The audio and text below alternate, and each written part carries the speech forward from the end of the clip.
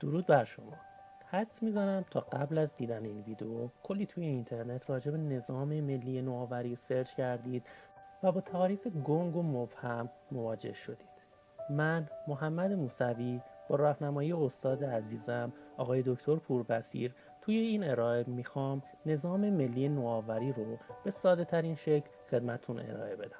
توی این ویدیو ابتدا مفهوم سیستم نوآوری رو معرفی میکنیم، بعدش هم نظام ملی نوآوری رو توضیح میدیم.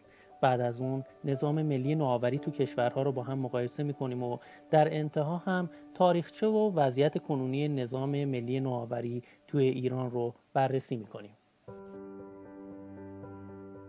سیستم نوآوری. برای اینکه بهتر بتونیم سیستم نوآوری رو درک کنیم لازمه که ابتدا هر دو واژه سیستم و نوآوری رو بررسی کنیم. ابتدا بریم سراغ نوآوری. تعریف نوآوری به نظرتون چیه؟ به طور خلاصه نوآوری یعنی اینکه آوردن یه چیز جدید که کارا رو واسمون بهتر و راحت تر میکنه. این چیز جدید میتونه یه فرایند باشه، یه محصول باشه یا اینکه یه خدمت جدید باشه. مثلا اپلیکیشنی که از طریق اون بتونیم نون بخریم یا اینکه به جای اینکه توی جاده سفر کنیم از طریق یه لوله سفر کنیم. اینا میشه نوآوری. اما سیستم چیه؟ سیستم یعنی مجموعه‌ای از چند تا چیز که با هم تعامل میکنن تا به هدف مشترکشون برسن. معمولا اسم سیستما رو بر اساس هدفشون میذارن. مثلا سیستم بانکی یعنی اینکه چند تا جزء که هدفشون اینه که کارهای بانکی مردم رو انجام بدن. یا سیستم نوآوری یعنی یک سیستم و مجموعه‌ای از چند تا جزء که هدفش اینه که نوآوری خلق کنه. پس سیستم نوآوری تعریف شد مجموعه‌ای از چند تا چیز که دور هم جمع شدن و با هم تعامل میکنن تا به هدفشون یعنی همون خلق نوآوری برسن. گفتیم هر سیستم یه سری اجزا داره. به طور خلاصه اجزای سیستم نوآوری هم افراد، کسب و کارها و مؤسسات مثل دانشگاه‌ها هستن. به سیستم بدن انسان نگاه کنید. اعضای این سیستم برای اینکه بتونن وظیفه خودشون انجام بدن نیاز به گردش خون توی رگ‌های بدن رو دارن. سیستم نوآوری هم برای حیات خودش نیاز به گردش اطلاعات، دانش و تکنولوژی رو داره. بدون گردش مستمر اطلاعات، دانش و تکنولوژی حیات سیستم نوآوری هم میسر نیست. نظام ملی نوآوری. این هواپیما رو میشناسید؟ این هواپیما گرونترین و پیشرفته‌ترین هواپیمایی هست که تا الان ساخته شده. بمب افکن B-2 آمریکایی. داشتن فقط چند تا از این هواپیما میتونه باعث بشه که توی نبرد یک کشور پیروز بشه. طراحی اون رو آقای دکتر پرویز مشکاتی انجام دادن و به سفارش پنتاگون توسط کمپانی نورفروک گرومن این هواپیما ساخته شد. اما سوال اینجاست وقتی که طراح اصلی این هواپیما یه ایرانی هستش چرا ما اون رو نساختیم؟ مگه ما نیروی انسانی، اراده ملی و هزینه ساخت این هواپیما رو نداریم؟ خب پس چرا ما یه دونه از اینا نمیسازیم؟ واقعیتش اینه که ساخت این هواپیما و تکنولوژی‌هایی مثل اون نتیجه تلاش و تعامل مستمر هزاران جزء از سیستم نوآوری توی کشور آمریکا بوده.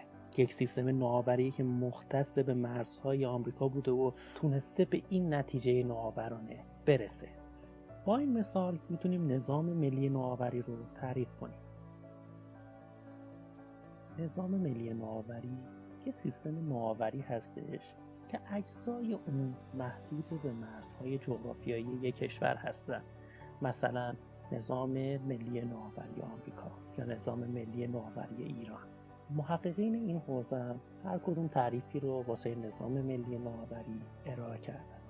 آقای فریمن نظام ملی نوآوری رو شبکه‌ای از مؤسسات دولتی و خصوصی تعریف کردند که فعالیت و تعاملات اونها باعث شکل‌گیری، اصلاح و انتشار فناوری‌های جدید میشه. نلسون هم نظام ملی نوآوری رو مجموعه‌ای از مؤسسات میدونه که تعامل اونها عملکرد نوآورانه شرکت‌های ملی رو تعیین میکنه. اجزای نظام ملی نوآوری. خب هر سیستمی یه سری اجزا داره، اما این اجزا توی نظام ملی نوآوری چی هستن؟ واقعیتش اینه که محققان مختلف اجزای مختلفی رو تو مدل‌های مختلف واسه نظام ملی نوآوری ترسیم کردن. توی مدل مارپیچ سگانه 3 بخش واسه نظام ملی نوآوری ترسیم شده. بخش اول بخش دانشگاه‌ها یا همون بخش مربوط به فعالیت‌های آکادمیک هست. بخش دوم مربوط به صنعت یا همون بخش کسب و کارها و بخش بعدی دولت یا همون بخش سیاست‌ها هست. سیستم سیاسی در نظام نوآوری خودش از چندین بخش تشکیل شده: حاکمیت، دولت و بخش قانونگذاری و سیاستگذاری در حوزه فناوری و پژوهش‌ها. سیستم آکادمیک هم همینطور اجزای مختلفی داره که مهمترین بخشش همون دانشگاه است.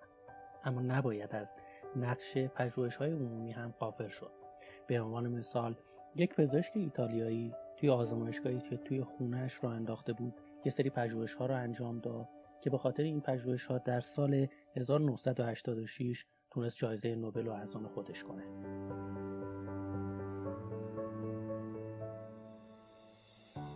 بخش صنعت یا بهتره بگیم بخش کسب و کارها از شرکت‌های بزرگ، شرکت‌های متوسط و شرکت‌های کوچیکی که بالغ شدن و شرکت‌های دانش بنیانی که تازه وارد صنعت شدن تشکیل شده.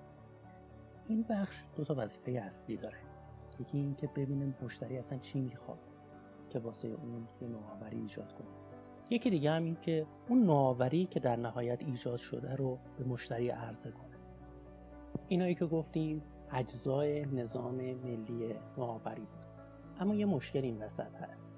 خیلی وقتا کسب و کارها و پژوهشگرا نمیتونن با هم سر یک میز بشینن. یکیشون علمی حرف میزنه، یکیشون عملی. یا اینکه اگه بخوام پای یه میز بشینن اصلا وقتی اینو ندارن که برن دنبال هم بگردن و همدیگه رو پیدا کنن. واسه همین یه سری واسطه ها به وجود اومدن که ارتباط بین دانشگاه و صنعت رو به وجود بیارن.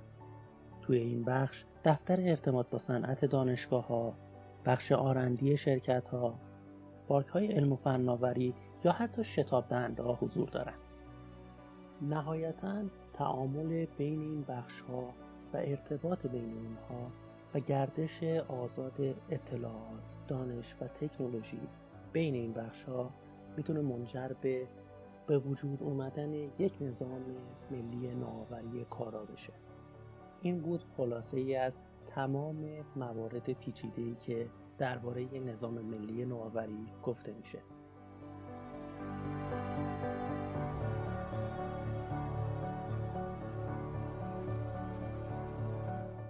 تا اینجا با نوآوری، سیستم‌های نوآوری و نظام ملی نوآوری آشنا شدیم. همونجور که از اسم نظام ملی نوآوری پیداست، یه امری هستش که مربوط به هر کشوره و واسه هر کشور منحصر به فرده. پس میشه نظام ملی نوآوری کشورها رو با هم دیگه مقایسه کرد. واسه این کار سال 2007 آقای سومیترا داتا، دانشمند هندی، شاخص نوآوری جهانی یا GII رو معرفی کرد که از طریق 7 رکن، 21 بخش و 80 زیربخش نوآوری رو توی کشورهای مختلف ارزیابی میکنه. برترین کشورهای شاخص جهانی نوآوری در سال 2020 کدوم کشور بودن؟ 3 کشور برتر این شاخص به ترتیب سوئیس، سوئد و ایالات متحده آمریکا هستند.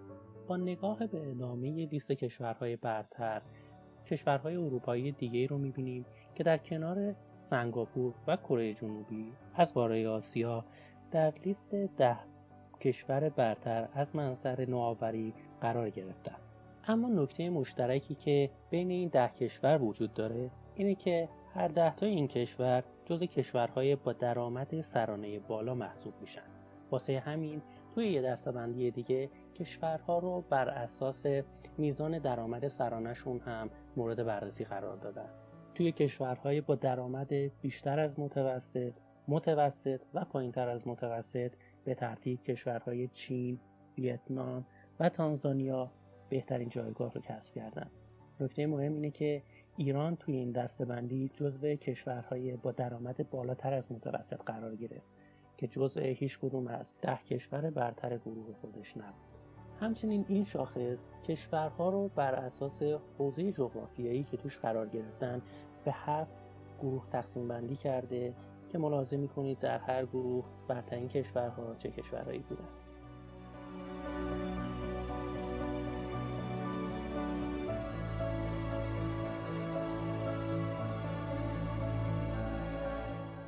حالا که نظام ملی نوآوری رو شناختیم و جایگاه کشورهای مختلف رو از منظر نظام ملی نوآوری در سطح جهان دیدیم، بهتره که نظام ملی نوآوری ایران رو هم مورد بررسی قرار بدیم. ابتدا بهتره که یه مرور بر تاریخچه نظام ملی نوآوری در ایران و روند شکل‌گیری اون داشته باشیم. در تاریخ معاصر ایران، یا بهتره بگیم همین یکی دو قرن اخیر، سیاست نانوشته علم و فناوری توی سطح کشور این بود: توسعه نظام آموزش نوین. این سیاست همراه با اصلاحاتی که زمان امیرکبیر در سطح کشور رخ داد کار خودش رو آغاز کرد و توی اون دوره شاهد تأسیس مدرسه دارالفنون بودیم و بخشی از دانشجویان برای فنآموزی به خارج از کشور فرستاده شدند. اما با ورود کشور به فاز انقلاب مشروطه، روند پیشرفت اون کند شد و با شروع جنگ جهانی اول عملاً متوقف شد. با سقوط قاجاریه و تاجگذاری رضاشاه و علاقه زیادی که این پادشاه به عمران و آبادانی کشور داشت، سیاست نانوشته علم و فناوری کشور وارد مرحله جدیدی شد. توی این دوره دانشجویان زیادی به خارج از کشور اعزام شدند. در سال 1313 دانشگاه تهران تأسیس شد، صنایع شکل گرفتند و نظام سیاسی و حقوقی کشور هم شکل جدیدی به خودش گرفت. پس میشه گفت توی این دوره 3 بخش اصلی نظام نوآوری پایه‌گذاری شدند. در دوره محمد رضا شاه و در سال 1346 وزارت علوم و آموزش عالی تأسیس و امور پژوهش کشور به این وزارتخونه واگذار شد. 7 سال بعد از اون هم شورای علمی کشور تأسیس شد. وظیفه این شورا این بود که اولویت‌های پژوهشی کشور رو تعیین کنه که این خودش یکی از اطلاعات مهم مورد نیاز توی نظام ملی نوآوری هست. بعد از پیروزی انقلاب در سال 1359 سازمان پژوهش‌های علمی و صنعتی کشور با هدف پاسخ به تقاضای برنامه‌های رشد و حمایت از نوآوران شکل گرفت. با این حال جنگ ایران و عراق باعث شد که کشور با چالش‌های شدیدی مواجه بشه و همین روند توسعه نظام ملی فناوری کشور رو متوقف کرد.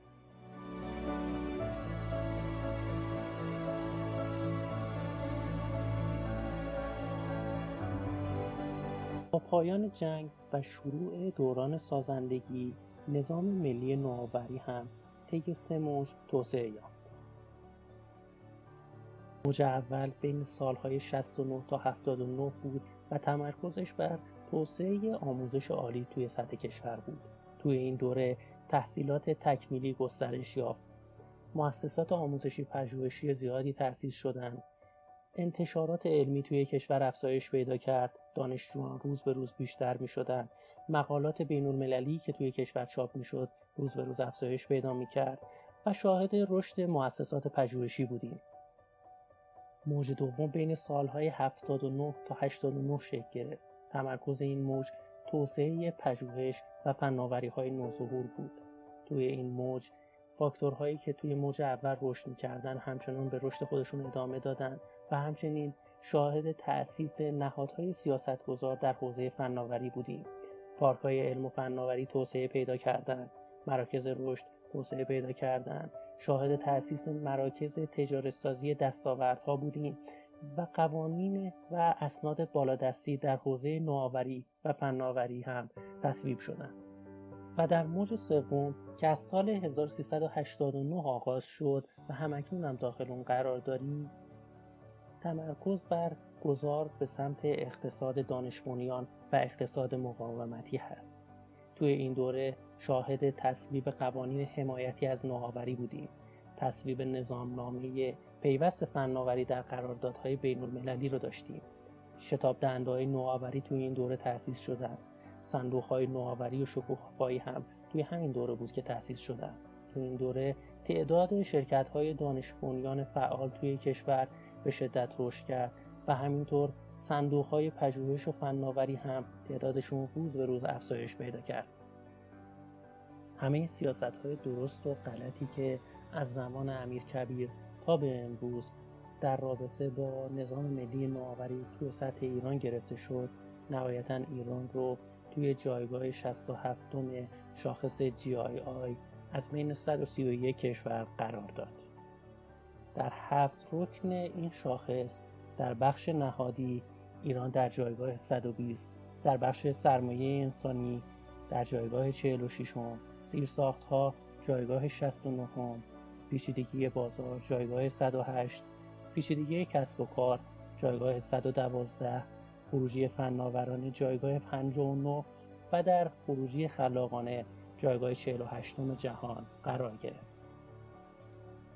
با دقت در این نتایج میشه دید که ایران در ارکان نهادی، پیچیدگی بازار و پیچیدگی کسب و کار تو جایگاه بدی قرار گرفته. هر سه این ارکان مربوط به بخش سیاسی نظام ملی نوآوری هست و نشون میده که دولت بایستی رکن نهادی رو در حوزه نوآوری تقویت کنه و مجلس هم قوانین رو به نحوی اصلاح کنه که از پیچیدگی کسب و کار و پیچیدگی بازار کاسته بشه.